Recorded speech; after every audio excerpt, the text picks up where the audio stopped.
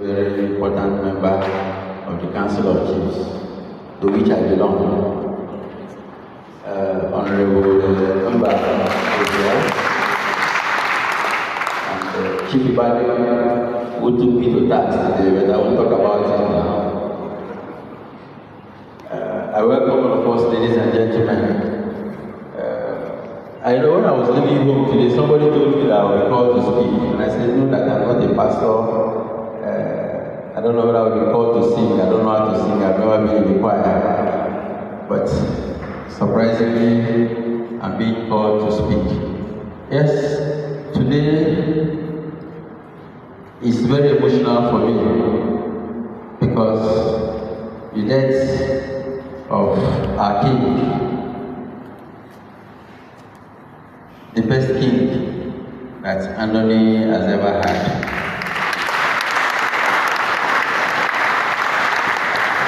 It's very sad. It's not about wealth, it's about integrity. King Awortu was a man of integrity. He was a man of peace. It's emotional, but I won't cry for somebody who lived for 102 years because he fulfilled his destiny and he lived very well. But when you think of missing such a person who was still active, even until at least 6 months before his demise, you will feel that it's a big miss for Anthony Kingdom as a whole. I don't know if he had a relationship with my late father, but this is a man, even when I was Secretary of Council, he calls me by my name, Erastus, and he calls me very clearly in a way that many people are not able to say. He was a man of peace. I know towards the end, before I became chairman, immediately he heard that I had been given ticket to contest as chairman. He called me that I have to help them to see how we can restore them. And together with the chairman of the Council of Chiefs, area divisional Council of Chiefs, he called me. Set up committees, and I was working with them even as a candidate to see how we could get Anthony back on track. He didn't stop there. He went on his own, in spite of his illness, and he went around all the communities of Unyeada to enforce peace. You could see that he was being helped. And because that's his calling, he didn't see it as a big deal, in spite of his health. He was being helped. I saw the videos. After commissioning me, he went ahead. It's not, like you say, it's not a general that sends you to war and sits behind. He went ahead to ensure that there was peace within the Unyeada communities. The area council, we worked together. It was very, very instrumental. And the committee went around, saw the interested parties. In the end, we were able to reach a resolution, and we had a peace in Andover. So he's one of the pivots. When you say we could go back to Andover, the people that were displaced could return to their seat, to their communities, is one of the pivots. There is no way you can talk about it, the peace in Anthony, without mentioning King Awortu.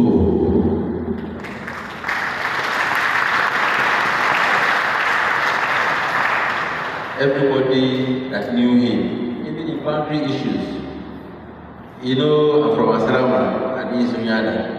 But for the period that I became aware, maybe politically aware, I see that, or I came to understand that is the main reason why skirmishes were reduced to the barest minimum within those communities on the island. He is a man that loved peace, he bred peace, and you could smell peace around him. The day when, I can't remember, was it 22 or 20, when he sent some chiefs that he was going to make me a chief, Ugibresu of Ogolo land. Well, for me, it was such a big thing, but I'm not somebody giving so much to chieftaincy institution. And I tried to shy away from it. I know once or twice the committee that was said came to me. I tried to make excuses, but he told them to tell me 2 times that tell my son that the instruction that I was given, what I was asked to do, he should give me a date, that my days are not long. And you know, when I say these things, I get so emotional because eventually I was able to give a date.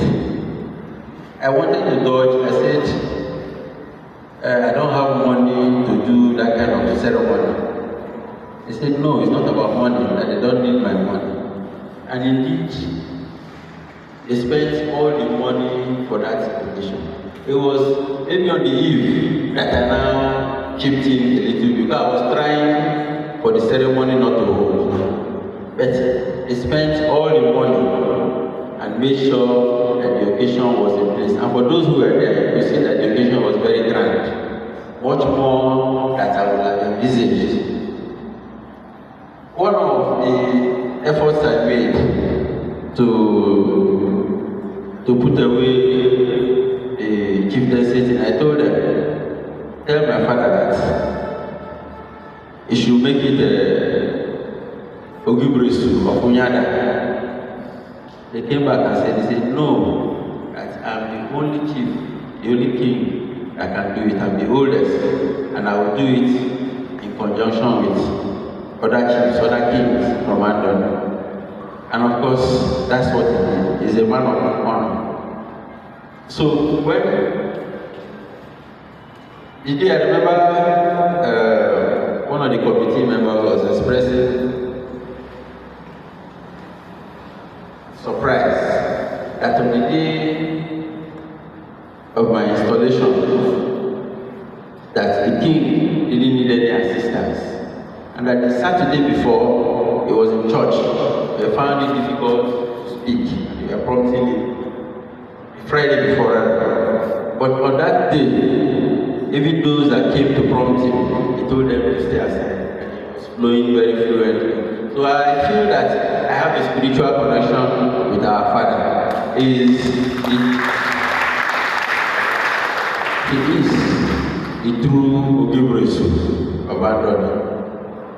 But he's giving me the title, and my hands are tired. I have to walk the walk, because indeed I accepted it. So this is a king that sets standards beyond what could be imagined. In the annals, even what I've read about Andon, his memory must be honored, and he must be remembered for those points or for those ideals that he stood for. Today, I'm surprised I've not seen the area council member, traditional rulers council, but I hope that in the other activities they will be there at the validity session, and then in Unyeada on Saturday to give him the last respect, because indeed he was the elder brother. Now, what I will appeal to Unyeada, you know, sometimes when you're in a position, you don't really realize the position you hold. The Okam of Unyeada is one who holds dominion, you want to say quasi dominion, over several other sub-kings in the in the Karabali area. They say Amayadabo and then Amadabo. These days, I know that the other communities, they want to assert themselves. I don't know whether that's the case in Unyeada, but he is somebody, from what I said, that went through all those communities to enforce peace, which means that he has dominion over those communities. So Unyeada, in effect, probably the biggest kingdom in Adam. And you have, in choosing a successor, to ensure that you do not get anybody below the high standards that you have set. Very educated is not a man that can be associated with greed or backbiting. I don't know, all the good qualities are embedded in him. And that's why you see in his family, I'm sure there's no militant in his family. He was able to bring up his children even within his means as a teacher. Bring up all his children, and they are very useful to society. So we must honor his memory and show respect to the Unyeada kingdom by choosing a worthy successor. If you look at some of the other kings, the king of Akaba is somebody who can express himself and stand anywhere and defend his kingdom. And indeed, he has been attracting development to his kingdom. If you look at the king of Ikuta, you see somebody who has been the pro-chancellor of Erastus. Is a learned person, and there is nowhere he will go and will be intimidated. How much more for a kingdom as large as Unyeada? If you disappoint us, we then go by choosing somebody who is beneath our king and who is beneath your kingdom, well, you will have yourself to blame. Anybody you bring will take. If you bring a good person, will be happy. And Donnie will be happier for it, because we know that we need accelerated development in Andoni. I want all of us to honor this king right now by getting up, because he has played his part in life. We have to stand up and give him a sound round of applause for a job well done. For 1 minute, 2.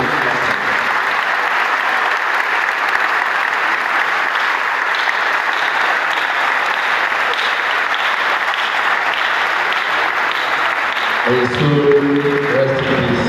Thank you. May God bless us all. Let's put our hands together.